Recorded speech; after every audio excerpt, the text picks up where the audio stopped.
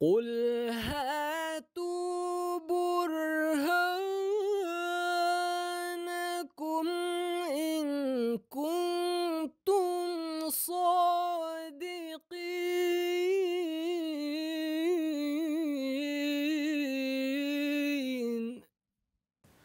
اعوذ باللہ من الشیطان الرجیم، بسم اللہ الرحمن الرحیم۔ ناظرین کرام، السلام علیکم ورحمۃ اللہ وبرکاتہ۔ کتب سیدنا حضرت اقدس مسیح موعود علیہ الصلوۃ والسلام پر مخالفین کی جانب سے اٹھائے جانے والے اعتراضات کے جواب لے کر آپ کی خدمت میں حاضر ہیں۔ اسٹوڈیو میں خاکسار عبد النور عابد کے ساتھ محترم مولانا ہادی علی چودھری صاحب تشریف فرما ہیں جو ان اعتراضات کے جواب دیں گے۔ ہادی صاحب، اب جو میں اعتراض آپ کے سامنے پیش رکھوں گا وہ بھی براہین احمدیہ سے ہے۔ یہ بھی ان اعتراضات میں سے ہے جن کی اصل بالکل بھی نہیں ہے، اور جو تھوپ کے لگائے جاتے ہیں، لوگوں کو اشتعال دلانے کے لیے دلائے جاتے ہیں، وہ مولوی جو کرتے ہیں وہ انہی نوعیت کا یا اسی نوعیت کا یہ اعتراض ہے۔ اعتراض ہوتا نہیں، بنا کے اس کو پیش کر دیا، بالکل بنا کے پیش کیا جاتا ہے۔ اور یہ ایسی بات ہے جو کوئی بھی احمدی یا حضرت اقدس مسیح علیہ السلام کی تحریر پڑھنے والا اس کا گمان بھی نہیں کر سکتا کہ حضور اس قسم کی جو ہے جو ان کے نزدیک تشریح ہے وہ لکھ سکتے ہیں۔ اعتراض ہی کرتے ہیں کہ حضرت مسیح علیہ السلام نے خدا کی توہین کی ہے، اور تحریر وہ پیش کرتے ہیں، حضور فرماتے ہیں براہین احمدیہ حصہ پنجم میں کہ مجھے خدا سے ایک نہانی تعلق ہے جو قابل بیان نہیں۔ جی، اس پہ وہ اعتراض کرتے ہیں اور کہتے ہیں کہ یہ دیکھیں، یہ تو ایک غلط قسم کا جو ہے وہ تعلق، اور اس قسم کی وہ باتیں کرتے ہیں۔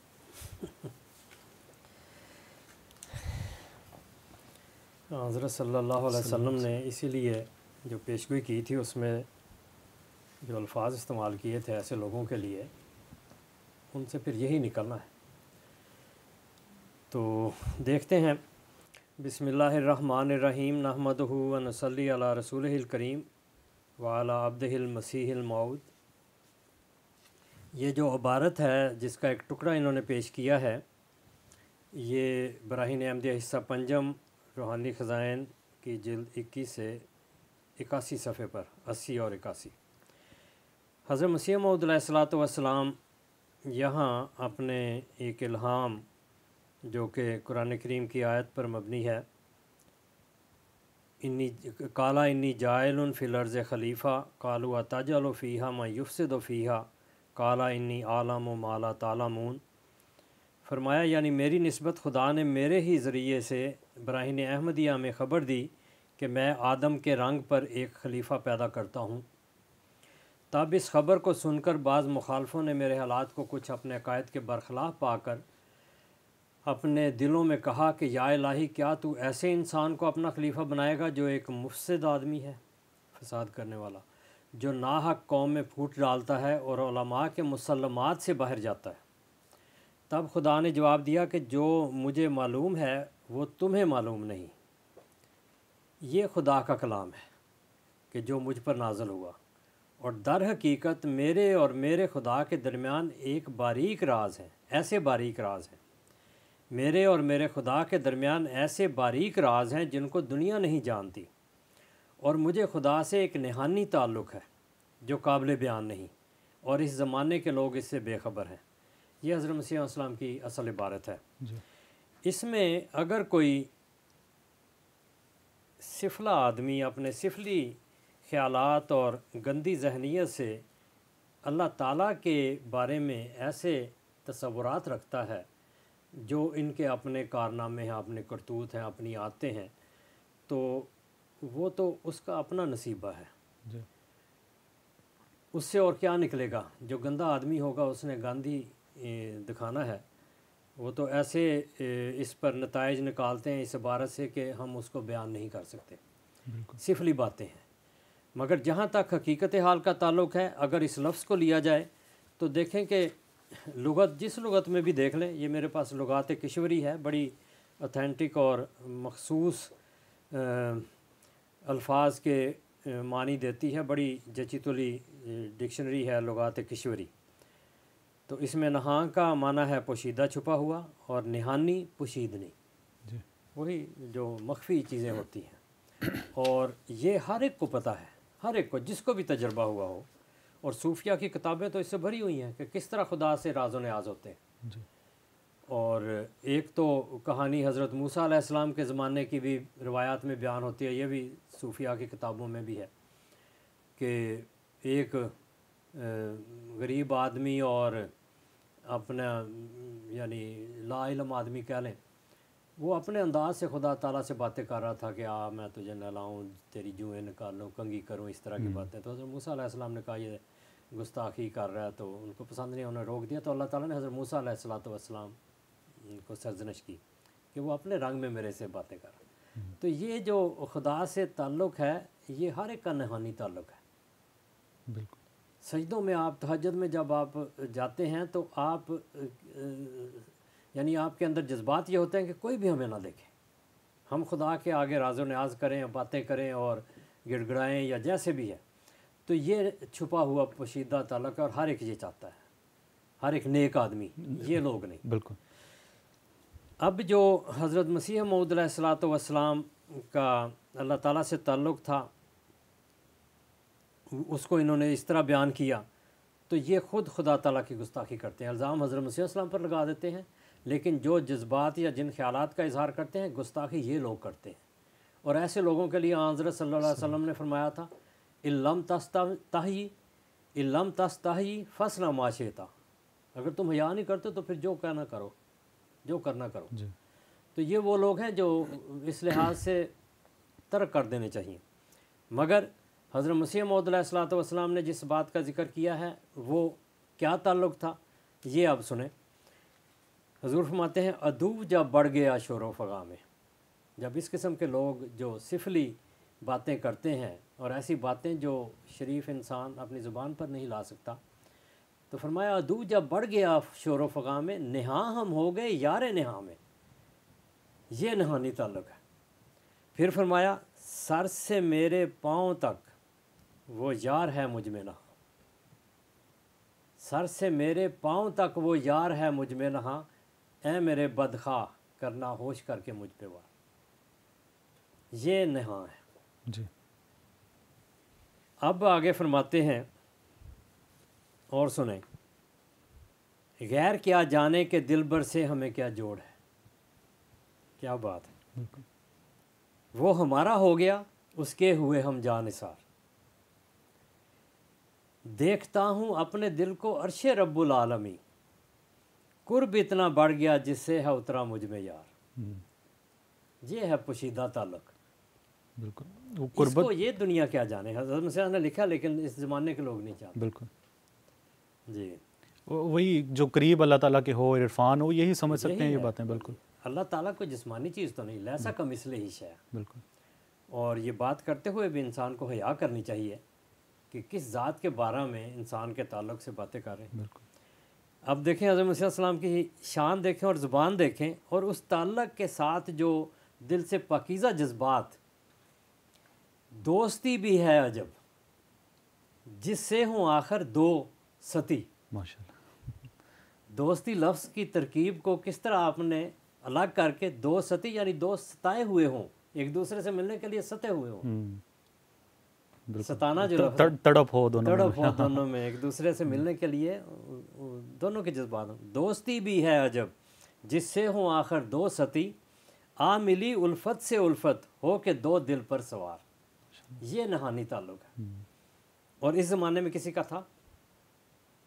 وہ تو میں نے پہلے بھی ایک دفعہ عرض کیا تھا کہ حضرت مسیح السلام کے آنے سے جس نے آپ کو رد کیا اللہ تعالیٰ نے اس سے ہم کلام ہونا چھوڑ دیا، چاہے وہ کتنا مقرب تھا. پہلے سب پر اللہ تعالیٰ کے قرب کے دروازے بند ہوئے، حضرت مسیح السلام اور آپ کی جماعت سے کھولے ہیں.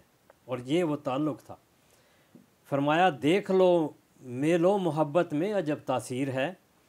یہ اللہ تعالیٰ کی اور اس کے ایک عاجز بندے کی، اس کے پاک مسیح کی جو میل و محبت ہے. دیکھ لو میل و محبت میں عجب تاثیر ہے، ایک دل کرتا ہے جھک کر دوسرے دل کو شکار. کیا خوبصورت کلام ہے. بالکل. یہ عارف باللہ ہی کر سکتا ہے، اور اللہ سے عشق رکھنے والا اس میں جذب آدمی کر سکتا ہے. عجب ایک خاصیت تیرے جمال و حسن میں، جس نے ایک چمکار سے مجھ کو کیا دیوانہ وار. اے خدا تیرے لیے ہر ذرہ ہو میرا فدا، مجھ کو دکھلا دے بہار دین کہ میں ہوں اشک بار۔ اصل تڑپ دین محمدی کی ہے کہ اس میں بہار آ جائے، اور جو اللہ تعالیٰ سے محبت ہے اس کا یہی اجر مل جائے کہ دین زندہ ہو جائے۔ لیکن ان لوگوں کو بھی حضرت مسیح صلی اللہ علیہ وسلم نے اسی حوالے سے پھر مخاطب بھی کیا ہے کہ مت کرو بک بک، مت کرو بک بک، بہت اس کی دلوں پر نظر ہے، مت کرو بک بک اس کی دلوں پر ہے نظر، دیکھتا ہے پاکی یہ دل کو نہ باتوں کی سوار۔ تو پاک دل جو ہے اس کو کثرت اعجاز کی حاجت نہیں، بالکل وہ جو گندے نیت والے گندے دل والے ہیں ان سے یہ باتیں نکلتی ہیں۔ آئے اب ہمارے بزرگ کیا کہتے ہیں، یہ حضرت مسیح موعود علیہ الصلوۃ والسلام کی بات پر اس طرح انہوں نے یہ ہرزہ سرائی کی ہے، اس طرح انہوں نے ایسے گندے الفاظ استعمال کیے ہیں۔ اب دیکھیں حضرت سید عبد القادر جیلانی رحمۃ اللہ علیہ کو، وہ کہتے ہیں کہ ان الحق تعالی، یعنی اللہ تعالیٰ، ان الحق تعالی یخبرنا فی سرائنا،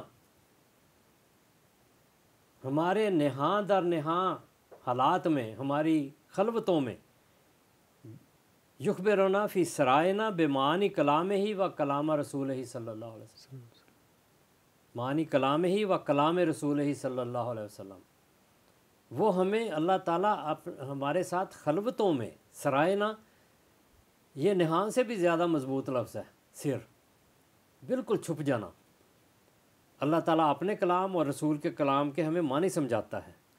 پھر کہتے ہیں یسمہ صاحب و حاضل مقام، جس کے ساتھ اللہ کو یہ خلوت نصیب ہوتی ہے اس مقام کا آدمی کیا کہلاتا ہے؟ من انبیاء، وہ نبیوں میں سے ہے۔ یہ جو نا علماء امتی کا انبیاء بنی اسرائیل، وہ ان میں سے ہے۔ الاولیاء، یہ وہ ولی ہیں جو جن کی نبوت کا مقصد یہ ہوتا ہے لتعریف باحکام شریعت، تاکہ وہ احکام شریعت کو کھول کر بیان کرے۔ تو یہ حضرت عبد القادر جیلانی رحمۃ اللہ علیہ نے بھی اس نہانی تعلق کا ذکر کیا اور خلوتوں کا ذکر کیا۔ اس کے بعد دیکھیں کہ میں نے پہلے بھی اس کا حوالہ پیش کیا تھا، عرفان کتاب ہے، قبلہ حضرت قبلہ فقیر نور محمد سروری قادری کلاچوئی رحمۃ اللہ علیہ، یہ دیوبندیوں کے ہیں، 2012 میں یہ شائع ہوئی ہے کلاچی ڈیرہ اسماعیل خان سے۔ وہ حضرت صلی اللہ علیہ وسلم کے حوالے سے بات کرتے ہیں اور ان کیفیات کا ذکر کرتے ہیں جو ان خلوتوں کی بات ہے۔